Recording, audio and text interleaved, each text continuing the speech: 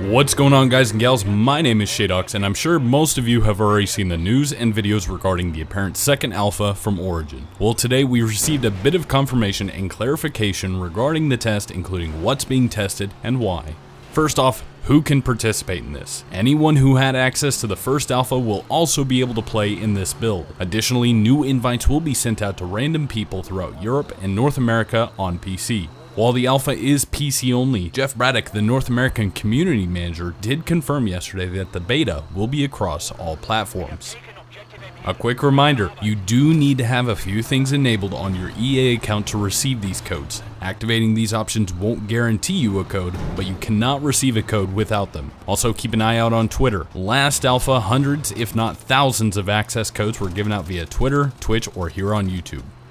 Okay, so when is the new alpha? Anyone who received access to this alpha will be able to preload it on August 13th at 9 AM British Summertime or 4 AM Eastern. And then the alpha will open up for play 24 hours later on August 14th at the same times. At this time, we don't really know how long the alpha will be available for, but in the newest blog post regarding this test, it states that it will be for a limited time only. I do believe this is the same wordage that they used before, so we can expect to have access for at least a few days, potentially up to a week at most. Alright, the juicy bits. What's actually changed and why are we having a second alpha? The blog post I mentioned before details that the main focus of this test is progression speed. DICE has tweaked the amount of time it will take for you to rank up your classes and your weapons to better suit all players. They stated that they are also tuning the attrition and the movement system to try to find that gameplay sweet spot. And lastly, they are wanting to get more testing on server stability, connectivity, and matchmaking. In addition to this, weapon characteristics have also been changed. I'll have a link to the forum post by DICE in the description below, but here's a quick rundown of all of the significant changes. The MP40 and the EMP both have had identical changes made, and this includes decreasing the range of the max damage from 12 down to 8 meters, decrease the fall-off range from 50 meters to 40, increase the minimum damage to 14.3, which means that the guns now take a maximum of 7 bullets to kill, and gave both weapons an additional magazine upon spawning in, with the ability to grab a further additional from a supply crate. The STG-44 has had its max damage reduced from 27 to 20, RIP, meaning that it now takes a minimum of 5 bullets to kill, assuming no headshots. The max damage range was increased to make up for this from 11 meters up to 20, and the damage fall-off range was also bumped up to 60 meters from 50.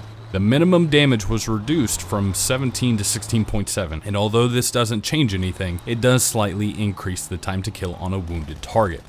And lastly, the weapon was also given an additional magazine upon spawning in, and you can grab one more from a crate. These changes are intended to give SMGs a bit more effectiveness up close, with the STG being more effective at slightly longer ranges.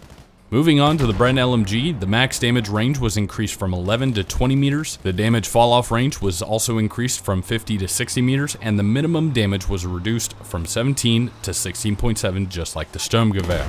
The MG34 also saw its max damage range and damage fall-off range changed to identical values of that of the Bren. It also had its minimum damage increased from 17 to 20 damage, meaning that the weapon now only takes a maximum of 5 bullets to kill.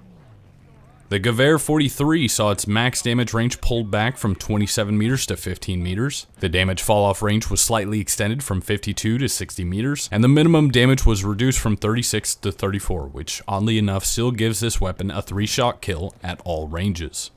The Kar 98 had its max damage raised from 80 to 90, allowing you to down more enemies, but this max damage will only go out to 8 meters now instead of the previous 20.